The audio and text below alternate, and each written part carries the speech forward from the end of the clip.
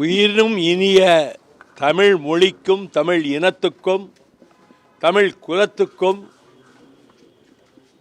ஆதியிலே இசை தமிழிலே தான் வந்தது என்பதை நிரூபிக்கின்ற வகையில் இசைஞானி இளையராஜா அவர்கள் லண்டன் மாநகரம் சென்று சிம்பனியை மீண்டும் ஒருமுறை அதை 35 நாட்களிலே குறிப்புகளை எழுதி 2 நாட்களிலே அவற்றை பதிவு செய்து லண்டன் மாநகரிலே 90 இசை கலைவாணர்கள் இசை கருவிகளை இசைக்க அற்புதமான இசை படைப்பை அங்கே தந்து உலகம் பூராவிலும் இருக்கின்ற இசை ரசிகர்களினுடைய நெஞ்சிலே அவர்கள் நிரந்தரமாக குடியேறிவிட்டார்கள்.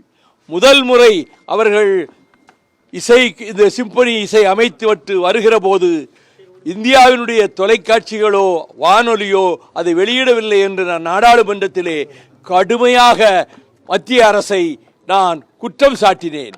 இசை பாடல்கள், இந்த பழைய திரைப்பட பாடல்கள், இளையராஜா பாடல்கள், இதெல்லாம் ஒரு 1000 பாடல்கள் பதிவு பண்ணி வச்சுருக்கேன். அது பாடிக்கிட்டே இருக்கும். நான் காரில் பின் சீட்டில் தூங்கிக்கிட்டே இருப்பேன். வீட்டில் வந்து படுத்தாலும் கூட அது ஒரு பாடிக்கிட்டே இருக்கும். விடிய காலம் தான் அதை ஆஃப் பண்ணுவேன். இது எனக்கு ஒரு வழக்கம்.